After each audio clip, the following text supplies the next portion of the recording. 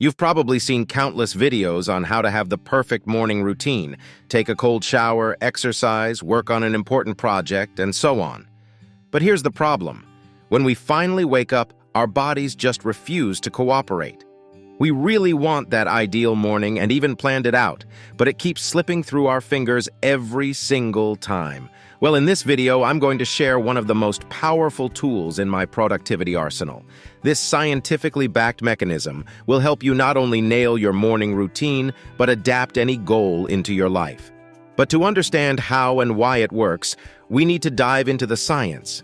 It's obvious to anyone watching that wanting and doing are two completely different things.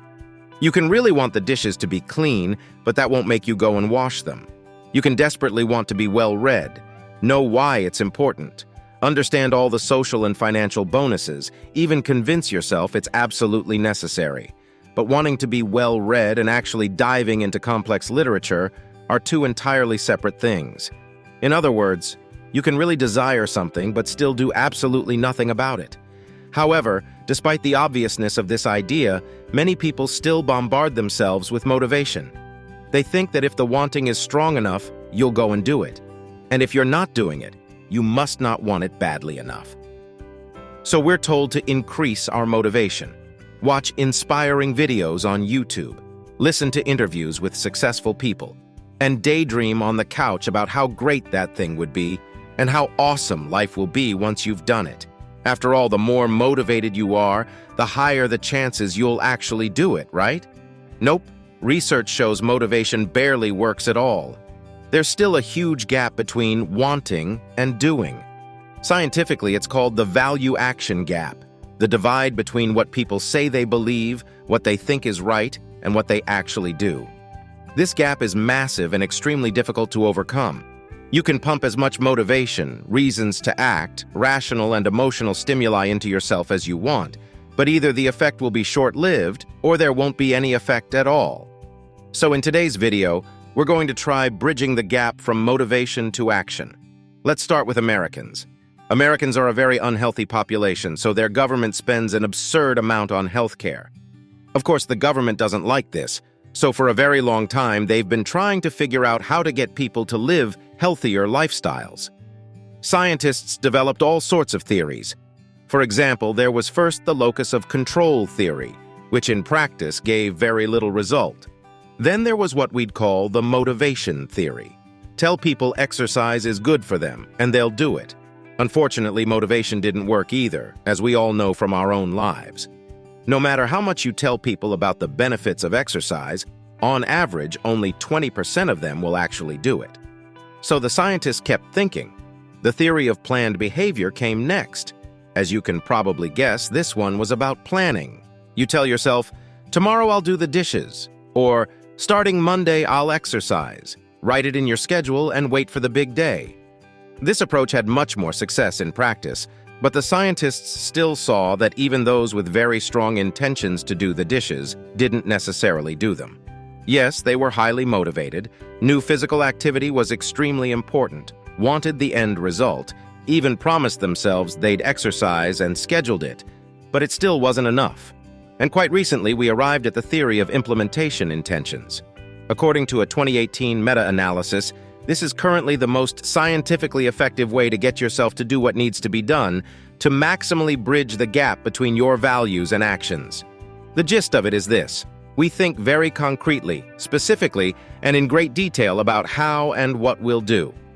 For example, we tell ourselves, tomorrow at 9 a.m., when the alarm I just set goes off, I'll get up off this couch, walk to the end of the room, and do these 3 exercises from this list. The more detailed and frequently you think through your plan, the better. For added effect, visualize the situation and imagine yourself carrying it out. For instance, when someone offers me a cigarette, I'll take a breath in, a breath out, and decline. Let an image form in your mind of exactly how that will play out, where you'll be standing, who will offer the cigarette, what the tobacco smoke will smell like. Research shows this approach distinctly impacts brain patterns. When 9 a.m. finally rolls around and you have to exercise, you'll find your plan was so vivid and conscious that the actions almost happen automatically. You'll experience far less negative emotion for one, and two, you'll hardly need any willpower at all.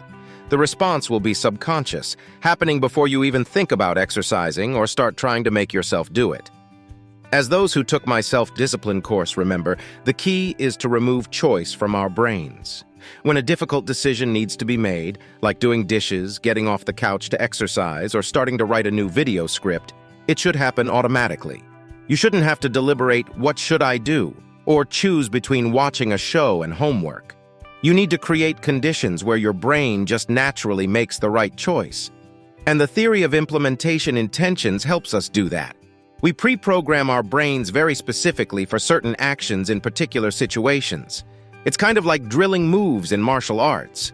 You practice the techniques so in a stressful situation, your body moves automatically without your brain having to make complex decisions mid-fight. Detailed planning works the exact same way. According to 2019 data, the key is predicting as accurately as possible what will happen in your environment and how you'll respond.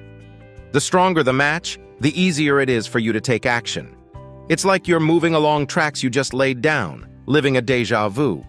We'll also get a boost from what scientists call an if-then plan for overcoming obstacles. We ask ourselves what hurdles or difficulties might come up when it's time to exercise, then answer and propose a solution like, if my alarm doesn't go off, I'll exercise as soon as I remember. If I get an urgent call to meet up, I'll do an abbreviated workout, and so on. Research shows this further increases the effectiveness of implementation intentions. So motivation alone isn't enough. Just having plans isn't enough either. Instead, think through the specific situation where you'll need to make a difficult choice. A study from the University of Essex found this approach is over twice as effective as motivation, for example. Now let's put all this theory into practice. Say we want to create the ideal morning routine, and I have a ready-made solution for you to experience the power of this technique firsthand. I call it the Power Hour. In the evening before bed, visualize what will happen in the morning. Ideally, go to sleep with this thought. Imagine waking up and spending 1 hour on your single most important, relevant project or goal. It can be anything: reading, writing, homework, running, drawing, you name it. Vividly picture getting out of bed, feeling awake as you get ready and diving into your task. Visualize that hour in painstaking detail down to the smallest particulars you can muster. Think through any obstacles that might arise and how you'll deal with them. I've noticed that when I mentally prepare for the Power Hour the night before, everything flows much more smoothly in the morning, which of course aligns with the research. In that sense, the evening is the perfect start to the day. So scientifically speaking, the most effective way to actually do what needs doing is to think through the specific situation down to the tiniest details. So try planning your ideal morning each night, a power hour where you'll tackle your life's most important work.